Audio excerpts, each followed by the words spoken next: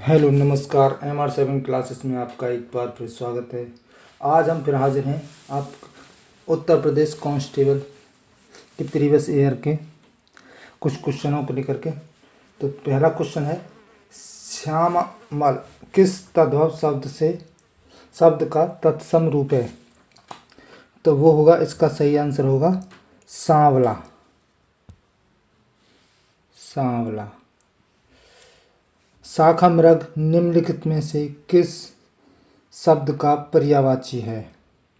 तो वो होगा हाथी, शुतुरमुर्ग, सिंह या बंदर। जो शाखा मृग है वो किसको कहा जाता है? बंदर को। तो इसका सही आंसर होगा विकल्प डी। अगला है, समुद्री जहाज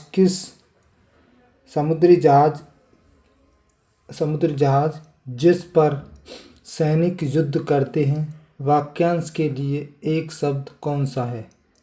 तो उसको कहा जाता है युद्धपोत। तो इसका सही आंसर होगा विकल्प बी। अगला है, किस विकल्प में शब्द श्रुति सम भिन्नार्थक का सही अर्थ भेद नहीं है? यानी इनमें 4 विकल्प दिए हैं, वो इनमें से जो गलत है उसको बताना है। तो वो होगा जरा जरा, तो वो होता है बुढ़ापा थोड़ा, अनल अनिल, पवन अग्नि। तो इसमें जो सही अर्थभेद नहीं है वो होगा विकल्प डी बी, अनिल और अनल। इन दोनों का मतलब क्या होता है? हवा का। खिड़की खुलने से प्रकाश आएगा, इस वाक्य में किस प्रकार की अशुद्धि है? यानी जो ये वाक्य दिया हुआ है उसमें क्या है, किस प्रकार की अशुद्धि है? कारक संबंधी, लिंग संबंधी, या वचन संबंधी, या वाक्य रचना संबंधी। तो इसमें जो अशुद्धि है वो है कारक संबंधी। कारक संबंधी जो शुद्ध वाक्य होगा वो क्या होगा? खिड़की खुलने पर प्रकाश आएगा। यानी खिड़की खुलने से प्रकाश नहीं आएगा, उसका जो सही है वो होगा खिड़की खुलने पर प्रकाश आएगा। अगला है, निम्नलिखित में से किसके नाम प्राय पुल्लिंग होते हैं? समुद्रों के नाम, भाषाओं के नाम, नदियों के नाम, तिथियों के नाम। तो इसका जो सही आंसर है वो होगा समुद्रों के नाम। भाषाओं के नाम क्या होते हैं? स्त्रीलिंग होते हैं। नदियों के नाम भी स्त्रीलिंग होते हैं अधिकतर। तिथियों के नाम जो हैं वो भी क्या होते हैं? स्त्रीलिंग होते हैं। तो इसमें जो पुल्लिंग होंगे वो हो गए समुद्रों के नाम। तो विकल्प ए सही होगा इसका आंसर। अगला क्वेश्चन है, निम्नलिखित में से किस शब्द का प्रयोग एक वचन में होता है? तो वो किस? हस्ताक्षर, दल, रोमकूप और लोग। तो एक वचन में किसका प्रयोग होगा? इसमें दल। तो इसका सही आंसर होगा दल, यानी विकल्प बी। अलमारी में कपड़े पड़े हैं, रेखांकित वाक्य में कौन सा कारक है? यानी इसमें जो रेखांकित वाक्य है वो है अलमारी। तो इसमें कौन सा क्या है? कारक है। अधिकरण कारक, कर्ता कारक, संप्रदान कारक और कर्म कारक। तो इसमें कौन सा कारक है? अधिकरण कारक। तो इसका सही आंसर होगा विकल्प ए। अगला है, बनाकर शब्द में कौन सा प्रत्यय है?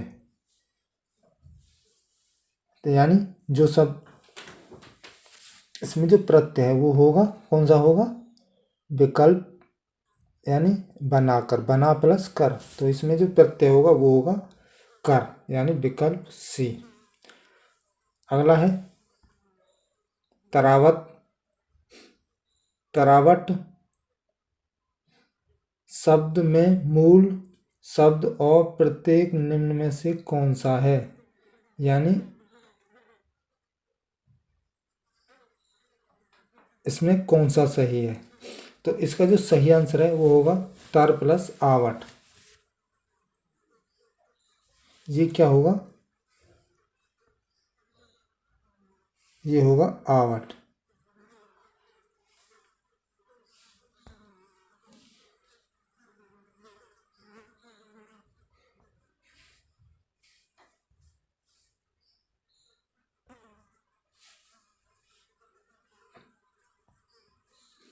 तर प्लस आवट, इसका ये विकल्प सही होगा। अगला है आराम कुर्सी शब्द में कौन सा समास है? कर्मधारय समास, द्वंद्व समास, द्वंद्व समास, अव्ययीभाव समास, तत्पुरुष समास। तो ये इसके लिए हम जब समास विज्ञ करेंगे तो वो हो जाएगा आराम के लिए कुर्सी। तो इसलिए इसका जो सही आंसर होगा वो होगा तत्पुरुष समास, यानी विकल्प डी सही होगा। अगला है लक्ष्य का तद्भव रूप बताइए। लक्ष्य का तद्भव रूप यानी इसका जो तद्भव रूप होगा वो होगा लाख। तो इसका विकल्प डी सही होगा।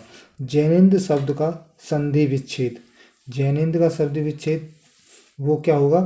जैन प्लस इंद्र।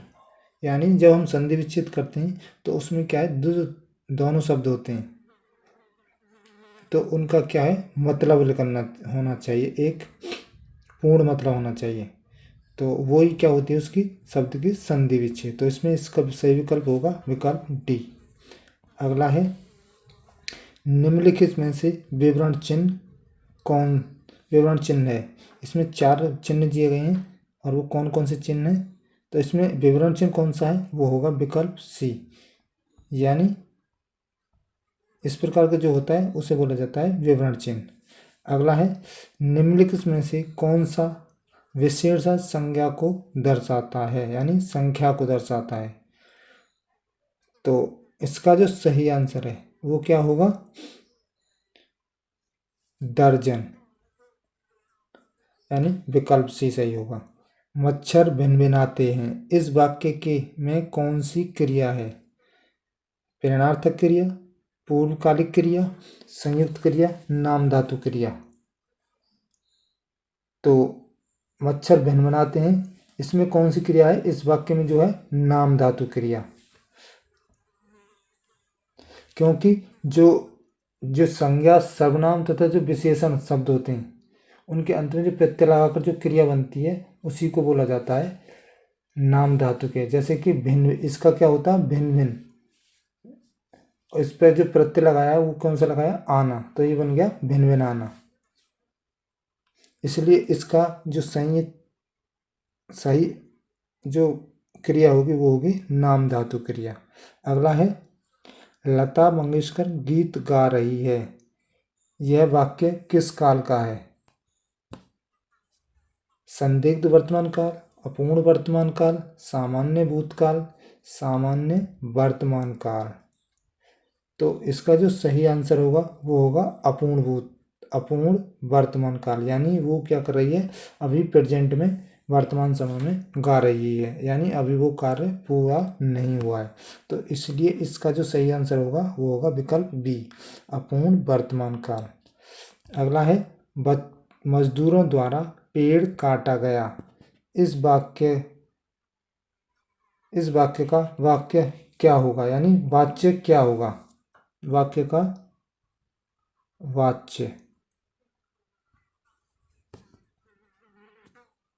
वाच्य क्या होगा?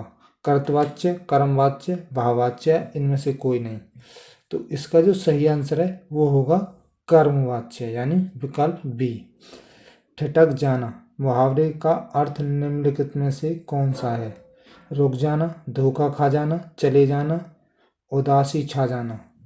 तो इसका जो सही आंसर है वो होगा रुक जाना। ठिठक जाना का मतलब होता है रुक जाना। इसका सही आंसर होगा विकल्प ए। अगला है अभिज्ञ शब्द का विलोम शब्द क्या है? अनभिज्ञ, विज्ञ, अल्पज्ञ, सर्वज्ञ। तो इसका जो विलोम शब्द है वो होगा अनभिज्ञ। तो यानी विकल्प ए। निम्नलिखित विकल्प में से एक लोकोक्ति है, उसका चयन कीजिए। यानी 4 विकल्प दिए हैं, इनमें से कोई एक क्या है, लोकोक्ति है। एक, जो गरजते हैं वो बरसते नहीं हैं, आस्तीन का सांप होना, आंख चुराना, कठपुतली होना। तो इसमें जो क्या है लोकोक्ति है वो है, जो गरजते हैं वो बरसते नहीं हैं। यानी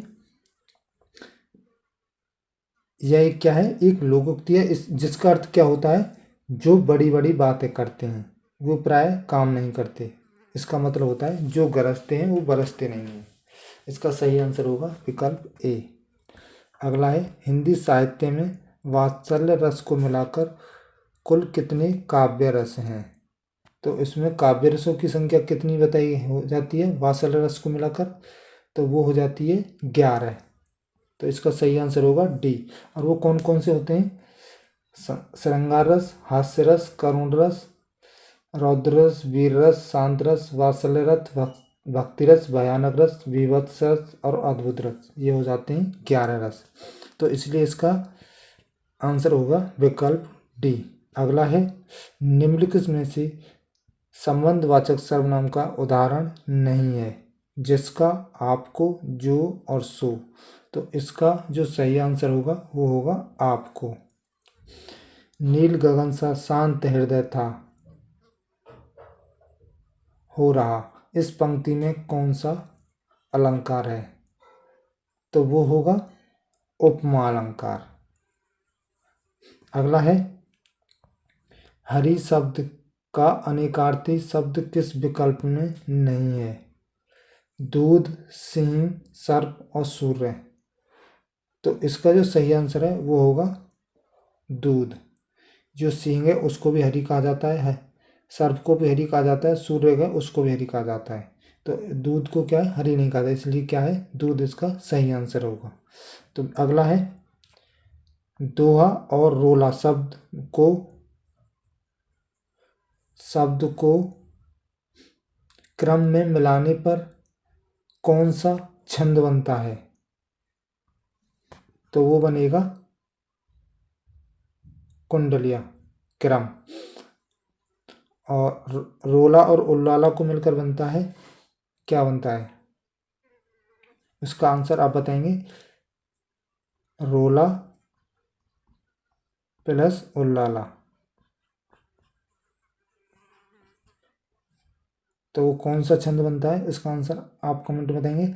अगला है, निम्नलिखित गद्यांश को पढ़कर पूछे गए प्रश्नों के उत्तर दीजिए। 27 से लेकर के 31 तक जो है उनके उत्तर आपको इस गद्यांश के आधार पर देना है। दैनिक जीवन में हम अनेक लोगों से मिलते हैं जो विभिन्न प्रकार के काम करते हैं। सड़क पर ठेला लगाने वाला, दूध वाला, नगर निगम का सफाई कर्मी, बस कंडक्टर, स्कूल अध्यापक, हमारा सहपाठी और ऐसे कई अन्य लोग जो शिक्षा, वेतन, परंपरागत चालन और व्यवसाय की स्तर पर, कुछ लोग निम्न स्तर पर कार्य करते हैं, कुछ उच्च स्तर पर। एक माली के कार्य को सरकारी कार्यालय के किसी भी सचिव के कार्य से अति निम्न स्तर का माना जाता है, परंतु यदि वह अपने कार्य में कुशलतापूर्वक कार्य करता है और उत्कृष्ट सेवाएं प्रदान करता है तो उसका कार्य उस सचिव के कार्यों से कहीं बेहतर है, जो अपने काम में ढलाई बरतता है तथा अपने उत्तरदायित्व का निर्वहन नहीं करता। क्या आप ऐसे सचिव का एक आदर्श अधिकारी कह सकते हैं। वास्तव में पद महत्वपूर्ण नहीं है, बल्कि महत्वपूर्ण होता है कार्य के प्रति समर्पण भाव और कार्यप्रणाली की पारदर्शिता। और इन्हीं के आधार पर हमें क्या है, जो 27 है, 27 से लेकर के 31 तक उनके क्या देने हैं, हमें आंसर देने हैं गद्यांश के आधार पर। तो 27 में क्वेश्चन है, कार्य प्रणाली में पारदर्शिता का तात्पर्य है। तो इसका क्या है, काम करने के ढंग में बरती गई स्वच्छ सोच, काम करने के ढंग में बरती गई गहन दृढ़ता, काम करने के ढंग में बरती गई कुशलता, काम करने के ढंग में बरती गई चालाकी। तो इसका जो सही आंसर है वो होगा काम करने के ढंग में बरती गई कुशलता के बाद। तो इसका सही आंसर होगा सी।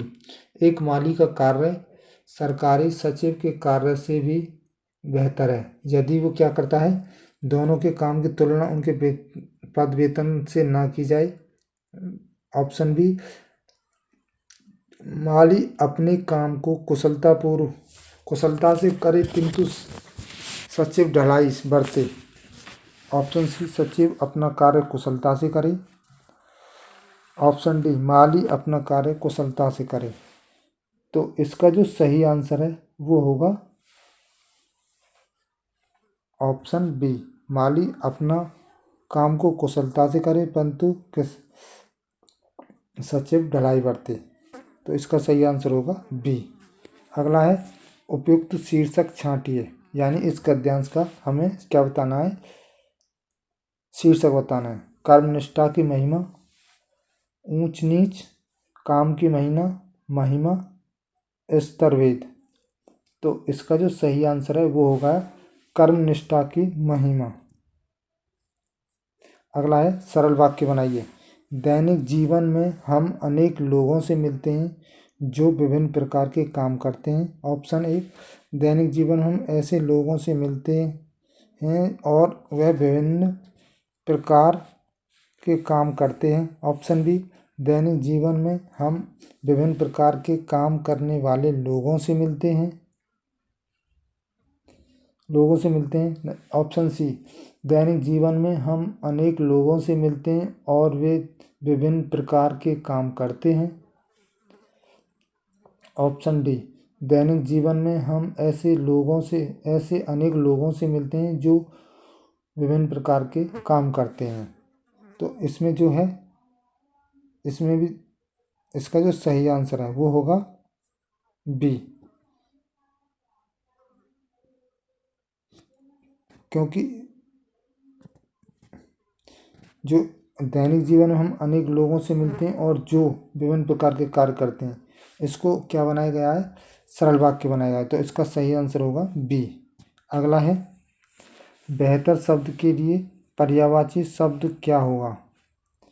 सामान्य, बुरा, ज़्यादा अच्छा, विभिन्न। तो इसका जो सही आंसर है वो होगा ज़्यादा अच्छा,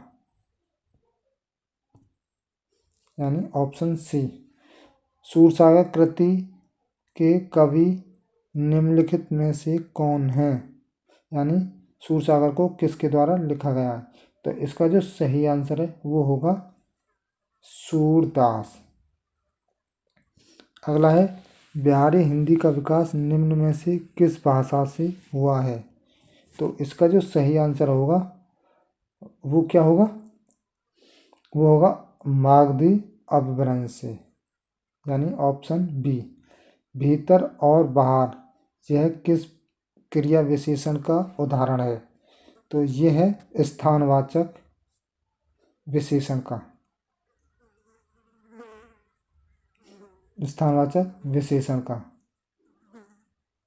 ये स्थानवाचक क्रिया विशेषण के उदाहरण है। स्थानवाचक क्रिया विशेषण किसे कहते हैं, किसी क्रिया के संपादित होने के स्थान का बोध कराते हैं, उन्हें क्या बोला जाता है, क्रिया विशेषण। जैसे कि यहाँ, वहाँ, कहाँ, जहाँ, सामने, नीचे, ऊपर, आगे, पीछे, भीतर, बाहर, दाएं बाएं, ये जो शब्द होते हैं ये सब किस में आते हैं, स्थानवाचक में। अगला है मेघ शब्द का पर्यायवाची निम्न में से कौन सा है। साफरी, सूर्यपुत्र, शंभु या नीरद। तो इसका जो सही आंसर है वो होगा नीरद, यानी विकल्प डी। अगला है कुल और कूल श्रुति सम भिन्नार्थक शब्द का सही अर्थभेद निम्नलिखित में से कौन सा है। तो इसका जो सही आंसर है वो क्या होगा, ऑप्शन ए है शीतल किनारा, ऑप्शन बी तट शीतल, ऑप्शन सी वंश किनारा, ऑप्शन डी किनारा वंश। तो इसका सही आंसर होगा ऑप्शन सी, यानी कुल का मतलब कुल का मतलब होता है एक तरह वंश, और कूल का मतलब होता है किसी नदी का किनारा एक तरह से। तो इसका सही आंसर होगा सी। अगला है फेंक कर चलाए जाने वाला हथियार, वाक्यांश के लिए एक शब्द। यानी जिसे फेंक कर चलाया जाता है उसे बोला जाता है अस्त्र, और जो हाथ से चलाया जाता है उसे बोला जाता है शस्त्र, जैसे कि तलवार। रामायण के रचयिता कौन है? रामायण के जो रचयिता हैं वो हैं वाल्मीकि। तो ये थे हमारे यूपी पुलिस कांस्टेबल में पूछे गए कुछ महत्वपूर्ण प्रश्न।